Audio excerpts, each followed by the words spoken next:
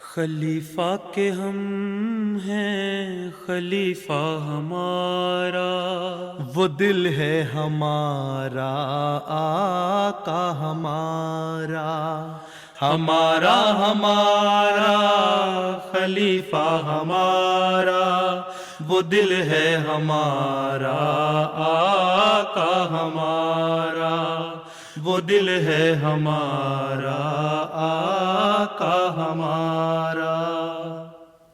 Assalamu alaikum and welcome back to This Week with Huzur. We are honored to present highlights of two mulaqats, one with Khuddam from the USA and the other with missionaries and life devotees from Germany. We begin with Sunday's mulaqat, where Hazrat Khalifatul Masih Ayyadullah Ta'ala bin Nasr al-Aziz graciously met with Khuddam from the USA.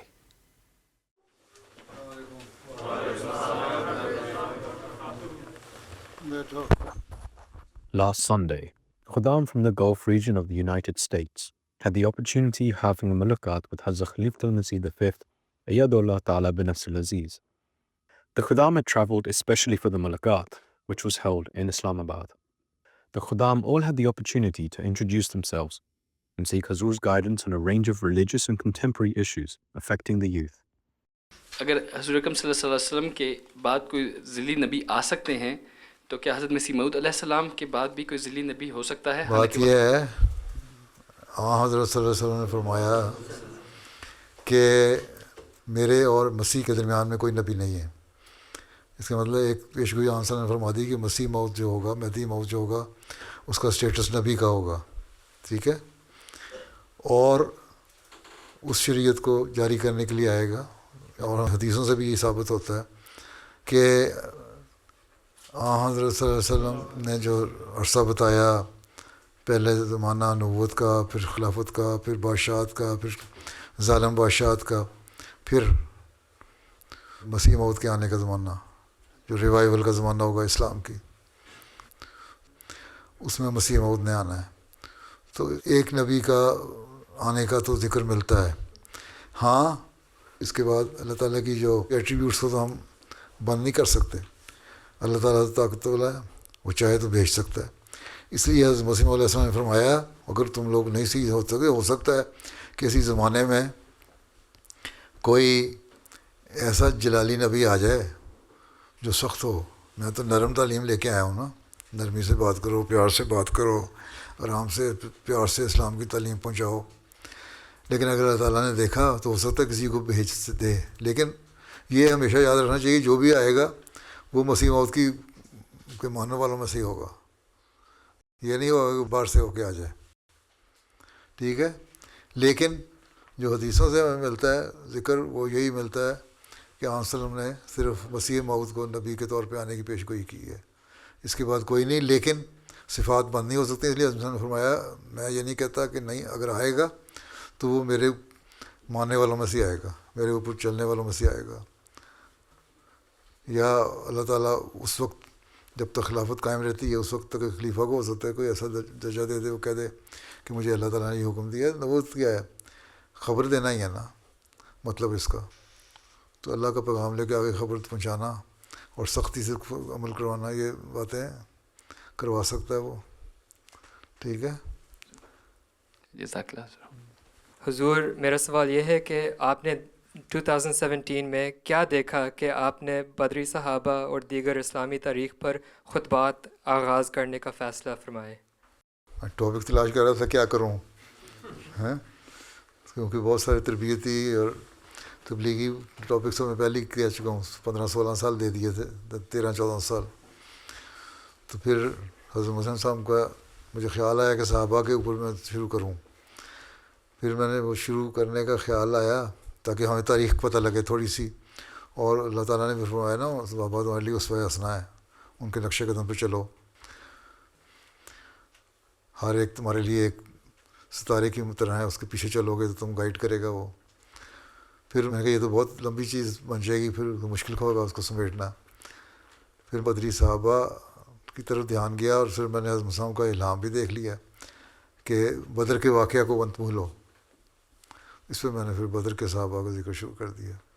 حضرت مسلم کا اپنا ایک الہام ہے کہ بدر کے صحابہ کو نہ بھولو. اس کی بنیاد سے پھر یہ شروع ہو گیا بدر کے صحابہ، اور وہ سارے بیان ہو گئے. اور اس لیے ابھی حضرت صلی اللہ علیہ وسلم کی سیرت جو ہے جو جنگوں کے حوالے سے اس لیے آ رہی ہے تاکہ اس میں آپ کا جو حسن حسنہ ہے، جو سیرت ہے، جو نمونہ آپ نے قائم کیا، وہ لوگوں کو پتہ لگے کہ بہت ساری نئے سبق آ جاتے ہیں سامنے. ٹھیک ہے، تو یہ جب بیان ہو جائے گا وسلم کی سیرت کا ختم، تو یہ بدری صحابہ کا ذکر یہاں سے ختم ہو جائے گا. پھر دیکھیں گے کوئی اور اللہ میاں نے کوئی مضمون سکھانا ہوگا سکھا دے گا. پیارے حضور، میرا سوال ہے خدا تعالیٰ اپنے نیک بندوں کی آزمائش کیوں کرتا ہے؟ ان کی نیکیوں کو اور زیادہ اجر دینے کے لیے اگلے جہان میں جا کے ان کو بہت سارے ریوارڈ دیتا ہے پھر جو آزمائش میں پورے اترتے ہیں. ٹھیک ہے، اور اس لیے اللہ تعالیٰ کہتا ہے وہاں سارے لوگ صحت مند بھی ہوں گے، آزمائش سے خالی بھی ہوں گے ہیں، اور اللہ تعالیٰ کے فضلوں کو دیکھ رہے ہوں گے. کیونکہ ہمارے ایمان کے مطابق تو مستقل زندگی ایٹرنل لائف جو ہے وہ تو اگلا جہان ہی ہے نا. یہاں تو 50 60 سال 70 سال 80 سال کوئی بندہ زندہ رہ کے چلا جائے گا. تو اس میں اللہ تعالیٰ کہتا ہے پھر میں ریوارڈ دیتا ہوں جو یہاں اچھا اس آزمائش سے گزر جاتے ہیں. لیکن جو ناشکرے ہوتے ہیں ان کو پھر اللہ تعالیٰ وہ ریوارڈ نہیں دیتا جو شکر گزاروں کو دیتا ہے. انبیاء پہ بہت زیادہ آزمائشیں آتی ہیں. حضرت صلی اللہ علیہ وسلم کو کسی صحابی نے ہاتھ لگائے کہ اتنے گرم، آپ کو بخار بھی ہوتا ہے، آپ اس تکلیف سے گزر رہے ہیں، آپ کو تکلیف بھی ہو سکتی ہے. وسلم نے فرمایا مجھے تمہارے سے زیادہ تکلیفیں ہوتی ہیں، لیکن میری برداشت بھی اللہ تعالیٰ نے بڑی رکھی ہوئی ہے، اور میں اللہ تعالیٰ کے اس میں باوجود شکر گزاری کرتا رہتا ہوں. بہت ساری تکلیفیں ہیں. وسلم نہیں گزرے، جنگ احد میں کیا ہوا ان سے، کتنے زخمی ہوئے، داغ کیل اندر کھپ گئے، دانت ٹوٹ گئے، خون و خون ہو گئے، چلا نہیں جا رہا تھا. طائف میں کیا سلوک کیا، پتھروں سے مار مار کے لہو لہان کر دیا، جوتوں کے اندر تک خون بہنے آ گیا. مکے میں جب تھے اوجڑی سجدے کے اوپر ڈال دی، گلے میں پھندا ڈال کے کھینچنا شروع کر دیا، اور پھر تکلیفیں بخار اور یہ وہ اس قسم کی بیماریاں بھی نہیں. لیکن اس آزمائش پوری، اس لیے سب سے زیادہ اجر آپ وسلم کو مل رہا ہے. آپ نے فرمایا کہ مجھ سے زیادہ آزمائش تمہیں نہیں آئی. ٹھیک ہے، بہت شکریہ، جزاک اللہ. اکثر خدام ہر طرف سے مشکلات دیکھ رہے ہوتے ہیں، جیسے فائنانسز، قریبی رشتوں میں مسئلے ہوتے ہیں، کریئر میں مسئلے ہوتے ہیں. تو یہ سائیکل اسپریچول سائیکل میں ڈال دیتا ہے، جیسے بندہ گرتا ہے پھر اٹھتا ہے پھر گرتا ہے. تو ہم ایسا کیا کر سکتے ہیں دیٹ ہم کھڑے ہی رہ جائیں اور ہمارے دین اور فیت اتنا مضبوط؟ بات یہ ہے کہ یہ آزمائش تو آتے ہیں، اللہ تعالیٰ نے خود قرآن شریف میں کہہ دیا ہے کہ میں تمہیں لوگوں کو آزماتا ہوں، تکلیفوں میں ڈالتا ہوں، مشکلات میں ڈالتا ہوں، بیماریوں میں ڈالتا ہوں. اور یہ جو نیک لوگ ہوتے ہیں وہ یہی کہتے ہیں انا للہ و انا الیہ راجعون، ہم اللہ کے لیے ہیں، اللہ کی طرف ہم نے جانا ہے، ہم ہر چیز برداشت کریں گے اللہ تعالیٰ کی خاطر. ٹھیک ہے، اور یہ مشکلات جو آتے ہیں یہ تو اس دنیا کا ایک کامن فیچر بن چکا ہوا نا. اللہ تعالیٰ کو مانتا ہے یا نہیں مانتا، اس پہ بھی اچھے وقت بھی آتے ہیں برے بھی آتے ہیں. ان مال اسر یسر، ان مال اسر یسر، آسان تنگی کے بعد آسانی، آسانی کے بعد تنگی، قرآن شریف میں اللہ تعالیٰ کہتا ہے.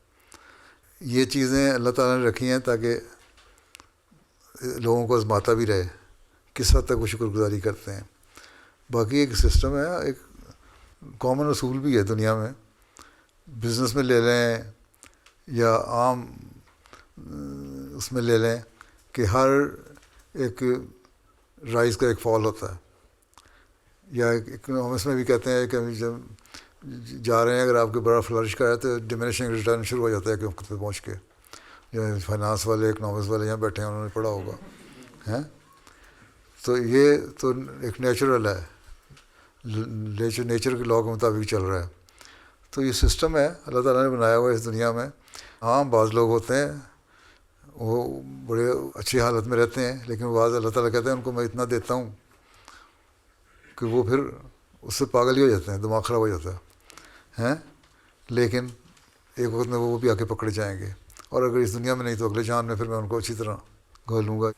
اب یہ جو سعودی عرب میں آئل منی ہے یا عرب ملکوں میں، اس کا غلط استعمال کر رہے ہیں، ہم سمجھتے ہیں بڑے اچھے ہیں، اور ان کو کچھ نہیں ہوگا، لیکن ان کے بھی حالات خراب ہو رہے ہیں.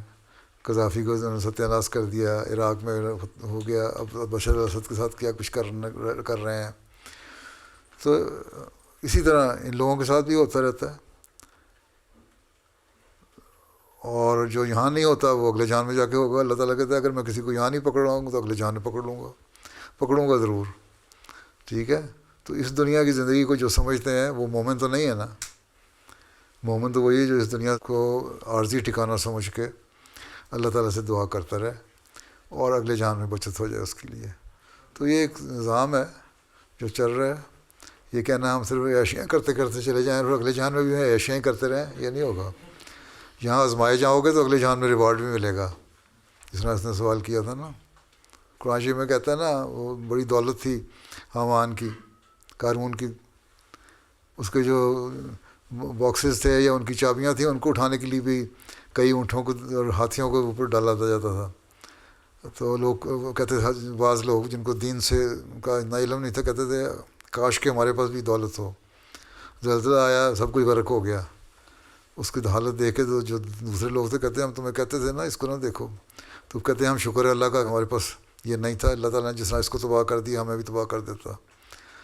تو یہ تو نمونے ہیں مختلف دنیا میں. اس لیے سسٹم ہے اللہ تعالیٰ کا، آزماتا ہے اور دیتا ہی، اوپر نیچے ہوتا رہتا ہے، اتار چڑھاؤ.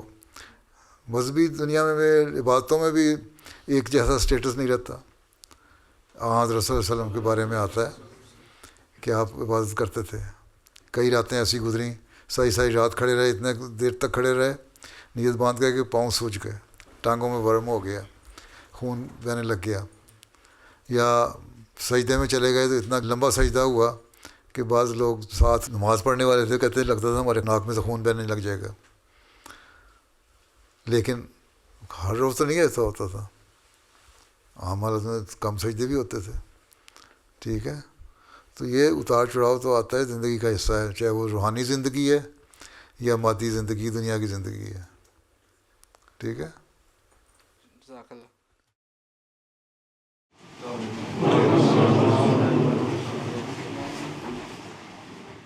On Monday, missionaries and life devotees from Jamaat Ahmadiyya Germany had the blessing of having a mulaqat with Hazrat Khalifatul Masih V, Ayyadullah Ta'ala bin Nasr Aziz. The mulaqat took place in the MTA studios in Islamabad. At the beginning of the mulaqat, Hazrat launched a website of the Ahmadiyya Muslim community that introduces Islam Ahmadiyya in the Tajik language. Launch ہو گئی، دعا کر لیں.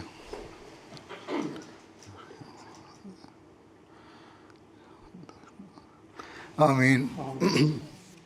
During the mulaqat, Hazur gave important guidelines for the missionaries and the Waqfin Zindagis on how to best fulfill their pledge of Waqf with the devotion and sincerity.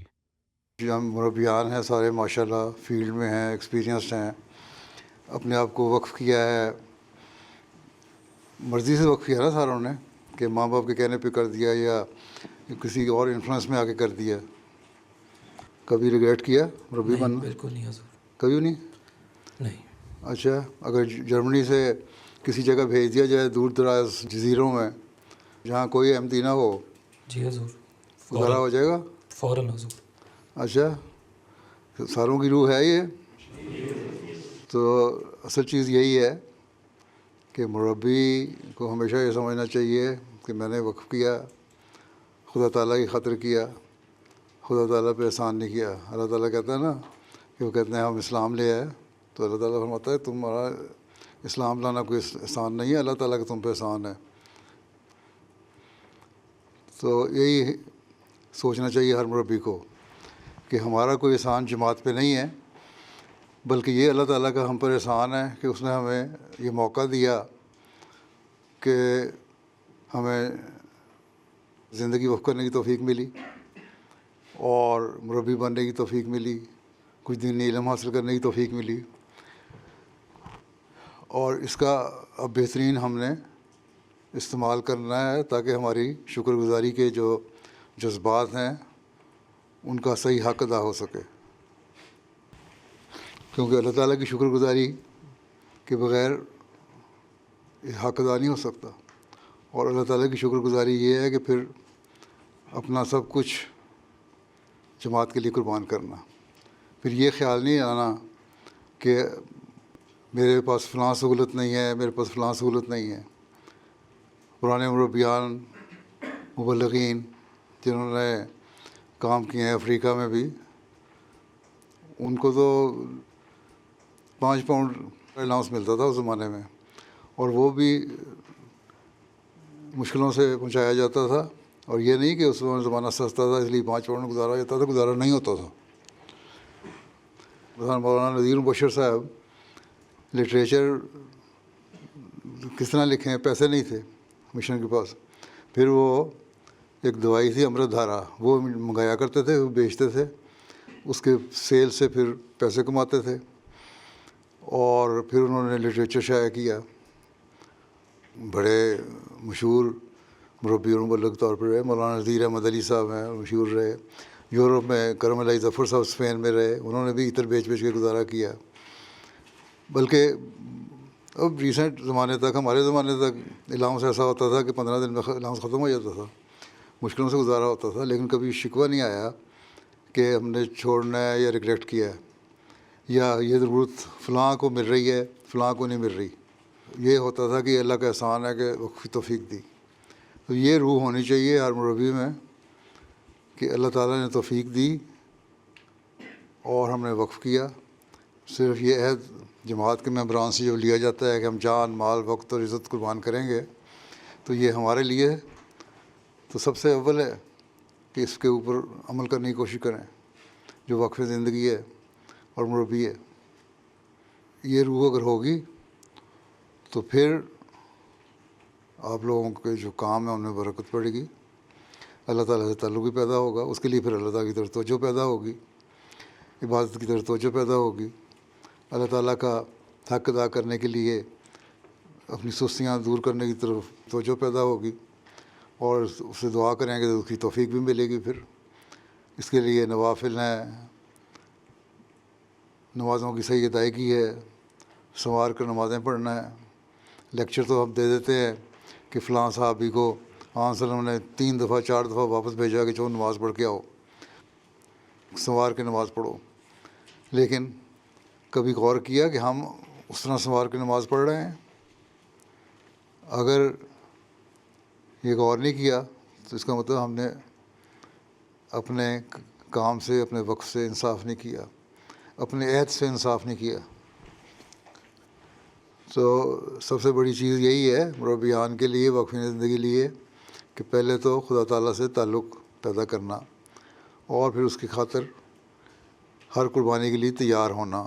صرف عہد نہیں، بلکہ یہ دیکھنا کہ اگر موقع ایسا آئے تو کیا ہم یہ عمل دکھا سکتے ہیں یا نمونہ پیش کر سکتے ہیں. کیا صرف اس وقت ہمیں اپنے بیوی بچوں، گھر یا بعض سہولتوں کی فکر رہے گی؟ اللہ تعالیٰ کی خاطر جو نیک نیتی سے قربانی کرنے والے ہیں، اس کی خاطر سب کچھ پیش کرنے والے ہیں. اللہ تعالیٰ نہیں ان کو کرتا ہے، اللہ تعالیٰ انعامات دیتا رہتا ہے، نوازتا رہتا ہے. بعض ابتلا آتے ہیں، امتحان آتے ہیں راستے میں، بعض ساتھیوں کی طرف سے آ جاتے ہیں، بعض افسران کی طرف سے آ جاتے ہیں، بعض مرکز کی طرف سے بعض باتیں ایسی آ جاتی ہیں کہ انسان بڑا پریشان ہو جاتا ہے. لیکن اللہ تعالیٰ کے آگے جھکیں، اس کے آگے گریہ زاری کریں، اسے مانگیں، اور اپنے آپ کو خالص ہو کے اس کے سامنے پیش کریں اور اپنی نیتوں کو صاف رکھیں، تو وہ ابتلا اللہ تعالیٰ پھر دور بھی فرما دیتا ہے. ان امتحانوں سے انسان گزر جاتا ہے. During the Mulaqat, Hazur mentioned that the number of missionaries in Germany is small compared to the size of the population, and so they must turn to Allah for help with their tabligh objectives. کیا چیز ہے جو ہمیں کرنی پڑے گی زائد؟ اللہ تعالیٰ سے تعلق. اللہ تعالیٰ ایسے راستے کھولے، آپ کے الفاظ میں وہ برکت ڈالے کہ جس سے لوگوں پہ اثر بھی ہو. اور تو وہ اسی صورت میں ہوگا جب آپ خالص ہو کر اللہ تعالیٰ کے حضور جھکیں گے، اس سے مدد مانگیں گے. یہ آپ نے ٹارگٹ رکھنا ہے کہ ہمارے سامنے ایک پورا ملک ہے، اس کو ہم نے کس طرح محمد رسول اللہ صلی اللہ علیہ وسلم کے قدموں میں لا کے ڈالنا ہے، کس طرح ہم نے خدا کی وحدانیت اس ملک میں قائم کرنی ہے. تو یہ ساری باتیں جب سوچیں گے غور کریں گے، اس کے لیے پھر یہ ہے کہ جہاں عبادتوں کا معیار بلند کریں وہاں علم بڑھانے کی کوشش بھی کریں۔ افریقہ سے مربیان پڑھنے کے لیے لڑکے جاتے تھے جامعہ پاکستان میں، ان میں سے بعض ایسے تھے جو پاکستانی مربیان سے زیادہ آگے نکلے ہوئے تھے۔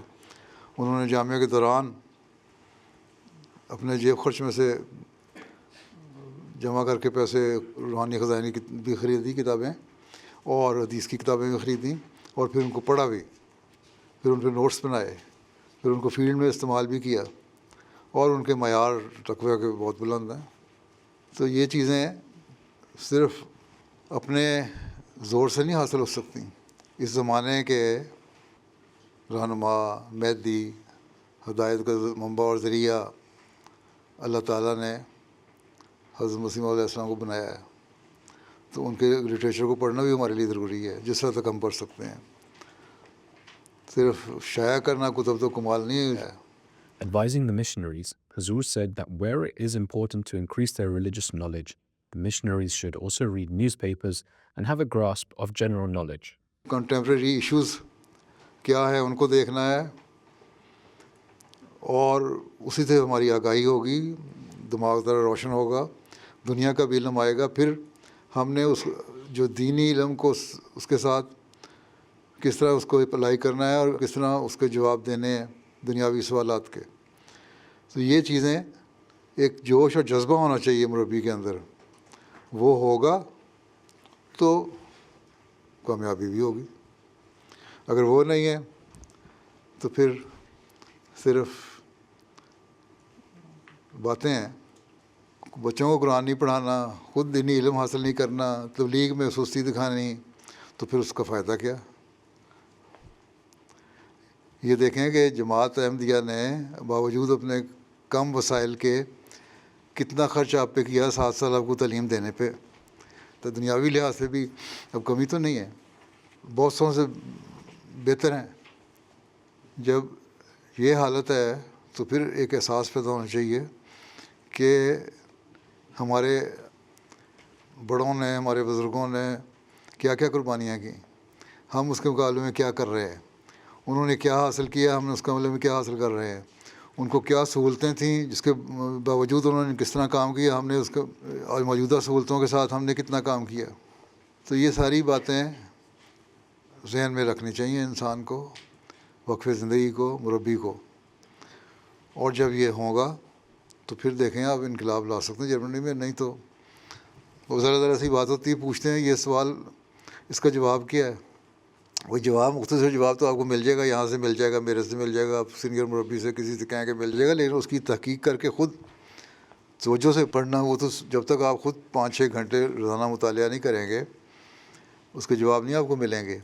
اور جب جواب ملیں گے تو پھر آپ کو علم کی پیاس اور لگے گی، پھر اور پڑھنے کی توجہ پیدا ہوگی، پھر ان کے جب جواب دیں گے آپ لوگوں کو اور اس سے آپ کو سیٹسفیکشن ملے گی، دیکھو اس سے میں نے اگلے کو تسلی دلائی، اس سے اور توجہ پیدا ہوئی کہ ہاں میں مزید علم حاصل کروں اور مزید لوگوں کو تسلی دلاؤں، اور پھر ہر طبقے تک میں اسلام احمدیت کا پیغام پہنچا دوں، اللہ تعالیٰ کے قریب آنے کا پیغام پہنچا دوں۔ تو یہ چیزیں ہیں جو پھر انقلاب پیدا کیا کرتی ہیں۔ اپنے وقت کو تقسیم کریں، اور اس کو تقسیم کرنے کا صحیح طریقہ یہ ہے کہ دیکھیں کہ آپ صبح اٹھے کتنے بجے اٹھے، نفل ادا کیے، آج کل تو ویسے ہی دن لمبے، راتیں لمبی ہیں، نفل بڑے آرام سے ادا ہو جاتے ہیں، ادا کیے، پھر فجر کی نماز پڑھی، اس کے بعد مطالعہ کرنا یا قرآن شریف پڑھنا، اور پھر دفتر کا کام کتنا کیا، دین کا علم حاصل کرنے کے لیے کتنا مطالعہ کیا، دنیاوی علم حاصل کرنے کے لیے کتنا مطالعہ کیا، گھر کے کام کو کتنا وقت خرچ کیا، کل نمازوں پہ سارا دن کتنا وقت خرچ ہوا۔ یہ سارا جب دیکھیں گے، اپنا وقت کو نوٹ کرتے جائیں گے، آج میں نے کتنا دیر کیا، تو ایک ہفتہ جب آپ نوٹ کریں گے، ایک ہفتے کے بعد جائزہ لیں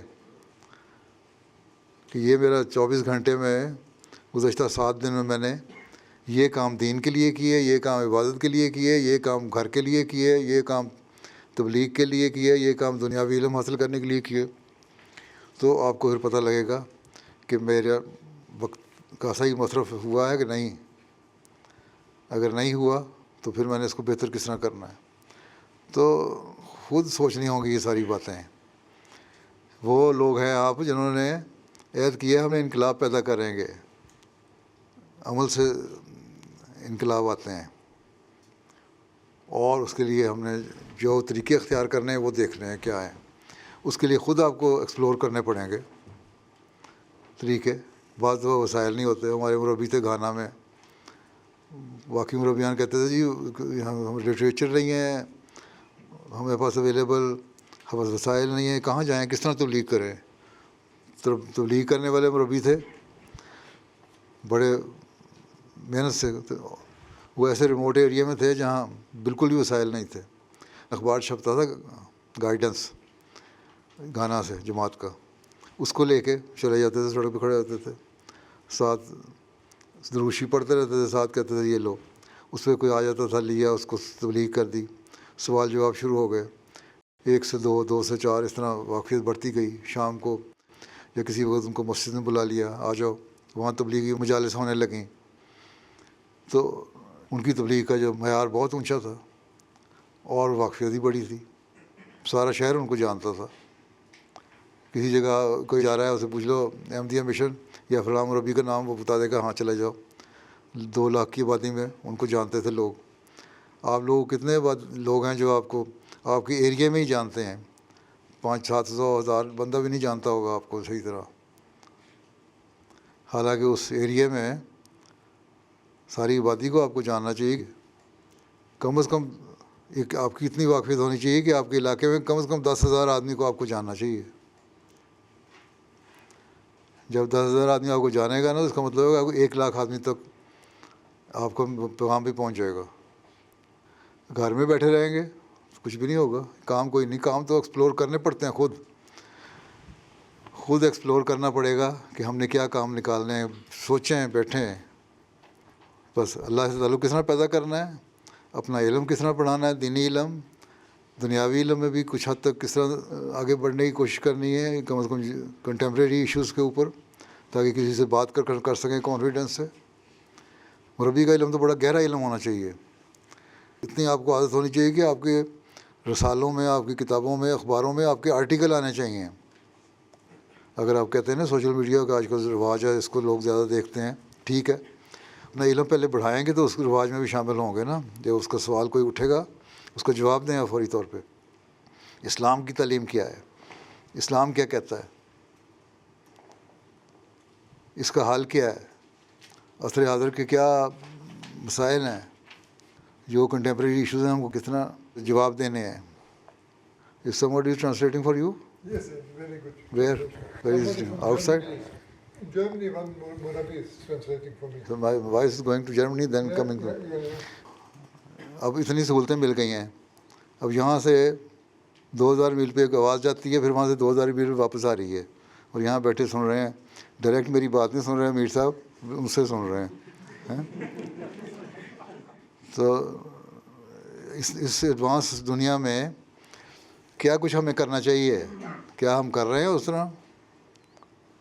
اور اب جو حالات دنیا کے بدل رہے ہیں اس میں تو پتہ نہیں کیا کچھ کرنا ہے. اس لیے کئی دفعہ میں کہہ چکا ہوں پہلے بھی، ابھی سے دنیا کو آگاہ کر دیں کہ جو دنیا تباہی سے بچے گی جو باقی، کہ کچھ لوگ ایسے تھے جو تمہیں آگاہ کرنے والے تھے کہ کس طرح تباہی کی طرف جا رہے ہو.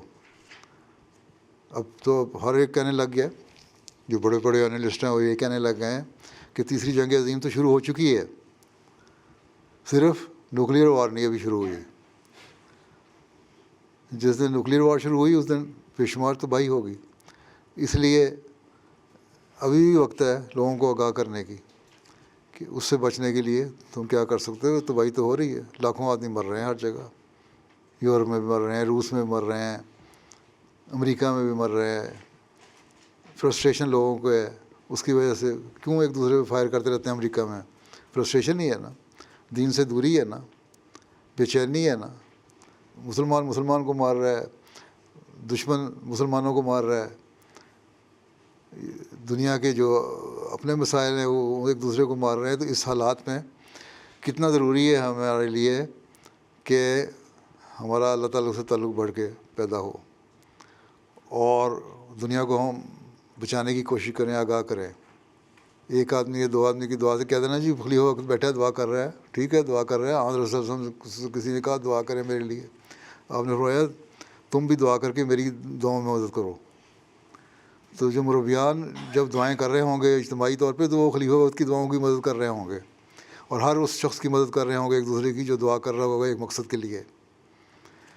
یہ بھی ہمیشہ یاد رکھنا چاہیے کہ ہمارا ایک مقصد ہے، اس کے لیے جب ہم اجتماعی دعائیں کرتے ہیں، گھر میں بیٹھ کے چاہے نفلوں میں ہی دعا کر رہے ہیں، وہ اجتماعی رنگ اختیار کر لیتی ہے، اور پھر اللہ تعالیٰ کے یہاں قبول ہو کے وہ ایک اجتماعی رنگ دے کے اس کا پھر نتائج پیدا ہوتے ہیں. تو یہ چیزیں ہیں جو ہر ایک کو ذہن میں رکھنی چاہیے. پچھلے دنوں ہی ہم نے دیکھا ہے کہ دمشق میں ہیئت تحریر الشام حکومت میں پہنچ گئی ہے، تو خاکسار نے پوچھنا تھا کہ حضور کی اس میں کیا رائے ہے؟ یہی کہا جاتا ہے کہ وہ بڑا ظالم جابر تھا، 50 سال اس کے خاندان نے حکومت کی، تو ڈکٹیٹرشپ بھی تھی نا اس ملک میں. تو ان لوگوں نے ظلم تو کیے ہیں، جیلیں وہاں ایسی تھیں کہ بڑے ظلم ہوتے تھے. تیسری دنیا کی جیلوں میں ظلم ہوتے ہیں، لیکن وہاں کی جیلوں کے ظلم جو ہم نے کہانیاں سنتے ہیں تو بڑی خوفناک ہیں. ہر چیز کی ایک انتہا ہوتی ہے، ظلم کی بھی انتہا تھی وہاں جو کہتے ہیں بہت تھی، اور ہم بعض لوگ جو سناتے ہیں واقعات تو واقعی لگتا ہے کہ تھی، وہ ختم ہو گیا. باقی رہ گئی سیریا میں مختلف قومیں ہیں، 3 بڑی سنی ہیں، شیعہ ہیں، کرد ہیں. کردوں کے اپنے حقوق ہیں. کرد کہتے ہیں ہمیں حکومت ملنی چاہیے، ہمیں آزادی ملنی چاہیے، ہمارے کچھ تو انڈیپینڈنس ہو، لیکن ان پہ ظلم ہوتے رہے. ادھر سے سیریا کرتا رہا، ادھر سے ترکی کے والے بارڈر کے علاقے میں کرتے رہے. پھیلے ہوئے ہیں، زیادہ ایک جگہ بھی نہیں ہے، کچھ ایک علاقے میں ہیں، کچھ ترکی کے بارڈر کی طرف ہیں، زیادہ دور، بیچ میں فاصلہ بھی ہے سنا. سنی ہیں، ان کے بھی حقوق مارے جاتے رہے. صرف شیعوں کے حقوق تھے جن کو حزب اللہ اور ایران سپورٹ کرتے رہے. تو یہ جب اس طرح کی حالت ہوتی ہے تو پھر یہ نتیجے تو نکلتے ہیں منطقی، اس کے نکلنے چاہیے تھے جو نکل آئے. تو ظلم بھی ایک حد تک جاتا ہے. اور اب دیکھو یہ کیا کرتے ہیں، یہ بھی کوئی انصاف تو نہیں کریں گے، یہ بھی ظلم ہی کریں گے. ہیں تو اسی قوم کے نا، احمدی تو نہیں ہو گئے. کسی جرنلسٹ نے مجھ سے سوال کیا کہ جی آپ لوگ پاکستان میں بدلہ نہیں لیتے اس طرح؟ تو میں نے اس کو یہی کہا تھا ہم بھی اسی قوم کے ہیں، ہمارے اندر بھی چودھری ہیں، ہمارے اندر ملک ہیں، ہمارے اندر بھی کھوکر ہیں، ہمارے اندر بھی کشمیری ہیں، پٹھان بھی ہیں، بلوچی بھی ہیں. سب کچھ ہم کر سکتے ہیں، لیکن ہم نے مسیح موعود اور مہدی موت کو ماننا. ہم نے ایک عہد کیا کہ ہم نے ظلم نہیں کرنا اور ظلم کا ساتھ نہیں دینا، اپنی اصلاح کرنے کی کوشش کرنی. اس لیے ہم بدلے نہیں لیتے، بدلے ہم لے سکتے ہیں. اور ایک ہاتھ پہ کیونکہ ہم چلنے والے ہیں، اس لیے ہم نے یہ نہیں باتیں کرنی. اس لیے اگر ہم یہ کرتے تو تم نے یہ کہنا تھا جب تم بھی وہی بدلہ لے رہے ہو وہ بھی لے رہے ہیں، تو فرق کیا ہوا؟ تمہاری ہمدردیاں ہمارے ساتھ نہیں ہونی تھیں، یا بہت ساری سپورٹ دنیا کی نہیں ہونی تھیں. سب سے بڑی چیز یہ کہ اللہ کا فضل نہیں ہونا چاہیے. 74 کے فسادوں کے بعد ایک پٹھان آئے خلیفہ ثالث کے پاس، ہمیں اجازت دیں ہم بھی ان سے بدلہ لے کے ہمیں ایسے یہ کر دیں گے، مار دیں گے، یہ کر دیں گے، وہ کر دیں گے. خلیفہ ثالث سنتے رہے. اس کے بعد ان سے کہا ٹھیک ہے میں تمہیں اجازت دے دوں گا، تم بدلہ لے لو گے، تم جتنے وہاں ہو 1000 2000 4000 10,000 بندے کو مار دو گے، خود بھی مر جاؤ گے، یا بچ بھی جاؤ گے اگر. تو اس کے بعد اللہ تعالیٰ کہے گے اب انہوں نے خود اپنے ہاتھ میں لے لیا، اب میں اپنا ہاتھ چلا دیتا ہوں. تو اللہ تعالیٰ کا ہاتھ اٹھ جائے گا، تم آپس میں بدلے لیتے رہو گے. تو یہ قومیں تو وہ ہیں جن پہ اللہ تعالیٰ کا ہاتھ تو ہے نہیں، یہ تو آپس میں ایک دوسرے سے بدلے لے رہی ہیں. یہ نئی حکومت آئی ہے وہ بھی بدلے لے گی کہ لیڈر کیا کہ انصاف قائم کرے گا، نہیں کرے گا. اس کے ایک کو امریکہ سپورٹ کرے گا، ایک کو رشیا سپورٹ کرے گا، ایک کو ایران سپورٹ کر رہا ہوگا. پہلے تو یہ بڑی انہوں نے طریقے سے حکمت سے ساری پالیسی کی. اسرائیل نے فلسطین کو تباہ کیا، پھر حزب اللہ کو کمزور کیا، ایران کو کمزور کیا. ایران اور حزب اللہ مدد کر رہے تھے اسد کی، وہ کمزور ہوئے. رشیا کو ادھر سے انوالو رکھا یوکرین کی جنگ میں، وہ کمزور ہو گیا. یہ ساری چیزیں اکٹھی ہو گئیں جس کی وجہ سے ان کی سپورٹ جو تھی وہ کم ہو گئی اور دوسروں کو موقع مل گیا. امریکہ نے پھر ایسے موقع سے فائدہ اٹھا کے بڑی پلاننگ سے انہوں نے کیا ہے. پھر انہوں نے اس کی گورنمنٹ کو ٹاپل کرنا شروع کی کوشش کی اور کر دیا. تو یہ تو ہونا تھا اور ہوتا ہے دنیا میں جب اس طرح کی باتیں ہوں. جب خدا خوفی ختم ہو جاتی ہے، جب بدلے لینے شروع ہو جاتے ہیں، جب اپنی میں انسان میں پیدا ہو جاتی ہے، جب عاجزی ختم ہو جاتی ہے، اللہ تعالیٰ سے تعلق ختم ہو جاتا ہے، تو پھر یہ نکلتا ہے. اور اب یہ کیا خیال ہے، یہ نہیں ہوگا، یہ بھی اب اسی طرح ہوگا، یہ ڈسٹربنس رہے گی مستقل. لیبیا والا حال رکھیں گے اس کا ملک کا بھی شاید، یا اس کو 3 ملکوں میں تقسیم کر دیں، ایک کردوں کو دے دیں، سنیا کا کچھ علاقہ علیحدہ ہو جائے اور شیعوں والا علیحدہ ہو جائے. تو حالات تو خطرناک ہیں اور اس سے پھر بے چینی پیدا ہوگی. آج نہیں تو 10 سال بعد پھر دوبارہ پھٹے گا لاوا یا کسی اور ملک میں پھٹے گا. اس لیے اس سے پہلے میں یہی کہتا ہوں آپ لوگوں کو اپنی ذمہ داریاں سنبھال لینی چاہیے اور دنیا کو آگاہ کر دیں کہ ابھی بھی سبق اگر نہیں لیتے تو پھر اگر اب نہیں بھی ہوتی فوری طور پہ اٹامک وار تو کچھ سال بعد ہو جائے گی. دماغ تو اس طرح خراب ہو رہے ہیں لوگوں کے اور اس طرح کے لیڈر آتے رہیں گے تو حالات تو بہرحال خراب ہیں. اس لیے بہت زیادہ دعاؤں کی ضرورت ہے. جو ہمارے وسائل کے اندر جو ہم کوشش کر سکتے ہیں لوگوں کو سمجھانے کی بتانے کی وہ ہم نے کرنی چاہیے اور یہی صورت ہے اور تو کچھ نہیں ہو سکتا اس کا حل. Those were highlights from just some of Beloved Huzoor's activities last week. We now end with our final segment, the Friday Sermon Summary. In today's Friday sermon, Huzoor, may Allah be his helper, spoke regarding the expedition of Gurda. Huzoor, may Allah be his helper, highlighted the Islamic principles of war observed at the time and how they are in stark contrast to what we see in the present day. اس واقعہ سے یہ بھی استدلال ہوتا ہے کہ اسلامی تعلیم کی روح سے حربی دشمن کے متعلق بھی یہ بات پسندیدہ نہیں ہے کہ عام حالات میں اس کے سلسلہ رسل و رسائل کو اس حد تک بند کر دیا جائے کہ وہ نان جویں تک سے محروم ہو جائے، روٹی پانی سے محروم ہو جائے، خوراک سے محروم ہو جائے. ہاں، سامان حرب کی آمد و رفت یا ضروری سامان خور و نوش کے علاوہ دوسری اشیاء کی برآمد و درآمد کا سلسلہ جنگی ضروریات کے متحد روکا جا سکتا ہے. لیکن آج کل کی دنیا نے عجیب تماشا بنایا ہوا ہے. غریبوں عوام تک، محروم عوام تک خوراک بھی نہیں پہنچنے دیتے جنگ میں اور پھر بہانہ بنا دیتے ہیں کہ وہاں دہشت گرد تھے یا فلاں تھا یا فلاں تھا. لیکن بہرحال یہ تو ان لوگوں کا کام ہے، یہ دنیا دار ہیں. لیکن اسلام کی تعلیم یہ نہیں ہے. اگر یہ صورت اگر آتی ہے کہ اگر دشمن مسلمانوں کی خوراک کے سلسلے کو روکے تو پھر قرآن کی اصولی تعلیم یہ ہے کہ جزاء و سیئۃ مثلھا، کہ اس کے تحت اس سلسلے کو بھی روکنا جائز ہوگا کہ عدلے کا بدلہ ہوگا.